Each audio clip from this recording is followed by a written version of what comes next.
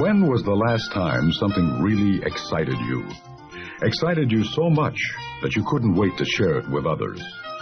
Often such a reaction can be triggered by the simplest and most obvious things, like a tiny puppy, or falling in love, or renewing an old friendship.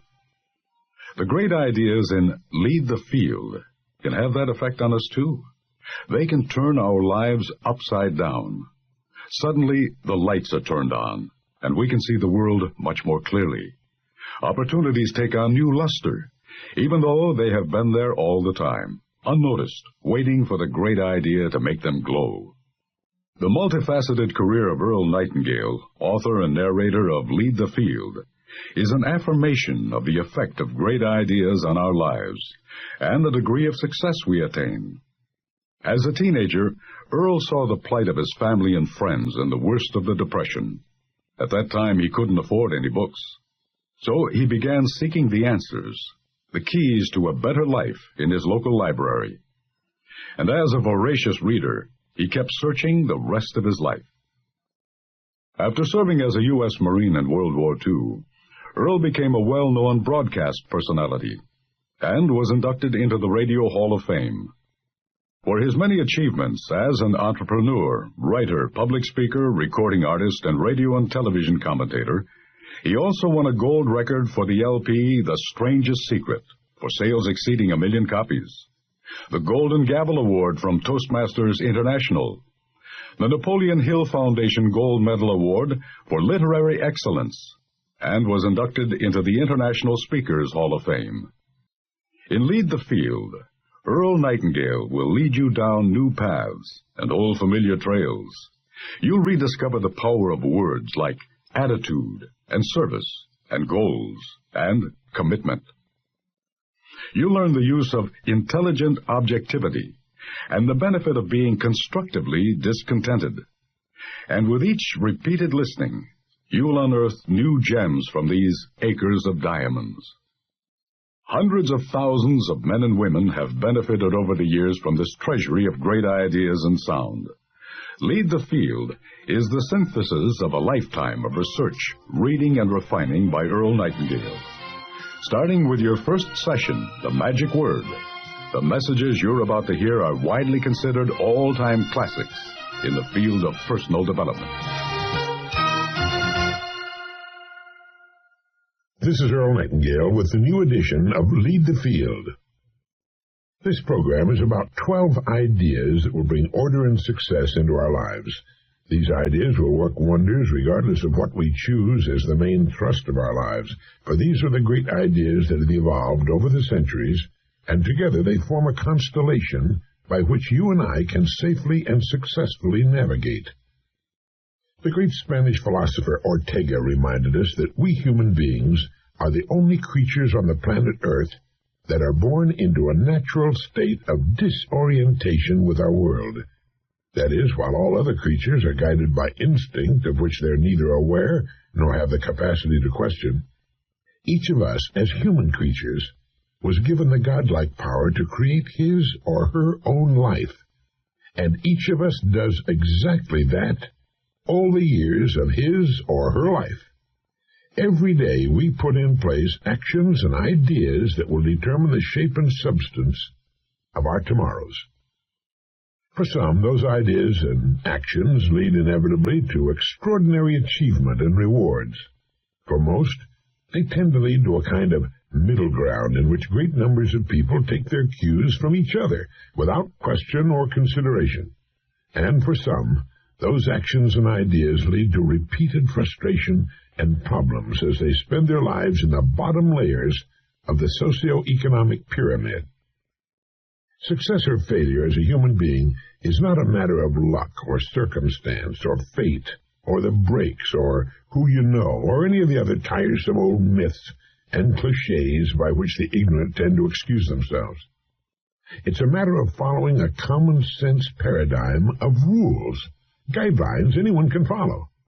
Now, this program, Lead the Field, has changed more lives, brought about more success stories, helped create more millionaires, saved more careers, important jobs, and marriages than any other program ever produced.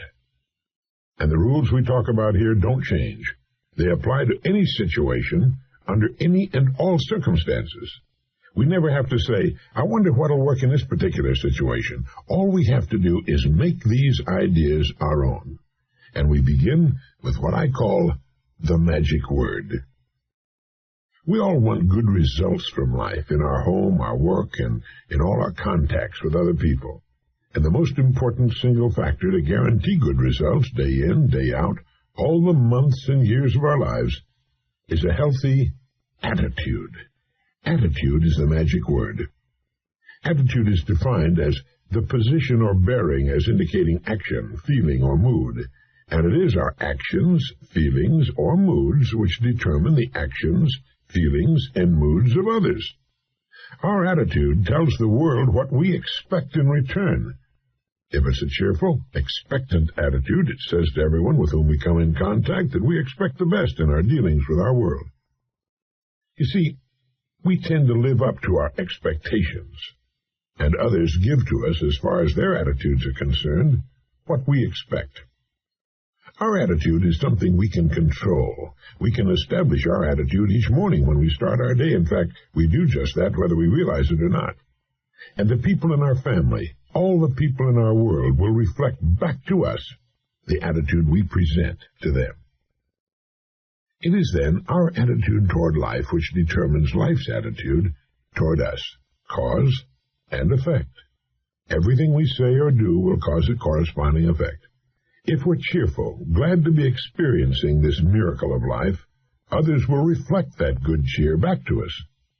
We are the kind of person others enjoy being around. You and I are responsible for our lives. You and I produce causes all day long, every day of our lives. The environment can only return to us a corresponding effect. That's why I say each of us determines the quality of his or her own life. We get back what we put out. Now, here's a way to test the past quality of your attitude. Would you say people tend to react to you in a smiling, positive manner with friendly greetings when you appear? Your answer to that question will tell the story. I remember the time when a man and his wife bought a home across the street from me in Florida. They had moved there from Minnesota. They had planned the move for years. They were tired of the northern winters, and he was an avid fisherman. Several months passed after their move, and one day I was surprised to see them packing. I walked across the street and asked the man if they were leaving so soon after they made the move. He nodded. My wife hates it here, he said. We're going back home. I asked him how in the world his wife could hate it there, what his wife didn't like about the place. And with a few questions, the truth came out. She hasn't been accepted here, he said. The other women of the community have left her strictly alone. She's made no friends. She hasn't been asked to participate in any of the community activities. So I asked him, has she let the other women know she's interested in participating in community activities? He stopped what he was doing and looked at me. No, he said, no, she hasn't. She's been waiting for the women to ask her. And since she stayed in the house, waiting for them to come to her, they've thought of her as reclusive, as a person who's not interested in making friends. So they've left her alone. Well, there was a long silence, and he began nodding. Yes, that's exactly what's happened, he said. Yes, the women of the neighborhood should have come to her and introduced themselves or invited her to a tea or luncheon, but they were reacting to her. She didn't know that the community could only give her back a reflection of her own attitude. He was a woman in her 60s who had never learned the first important rule for successful living, that our surroundings will always reflect us, that our environment is a mirror, often a merciless mirror, of ourselves. As soon as a person begins to change, his or her surroundings will change, and it works like this. Great attitude, great results. Good attitude, good results. Fair or average attitude, fair or average results. Poor attitude, poor results. So each of us shapes his or her own life, and to an altogether unexpected extent, the shape and texture, the quality or the lack of quality of our lives is determined by our habitual attitude. That sounds simple, doesn't it? But it's not quite that easy. For most of us, learning this new habit takes time. But once it becomes a habit-knit part of our lives, our world will change as dramatically as would walking from a dark cave into the bright light of day.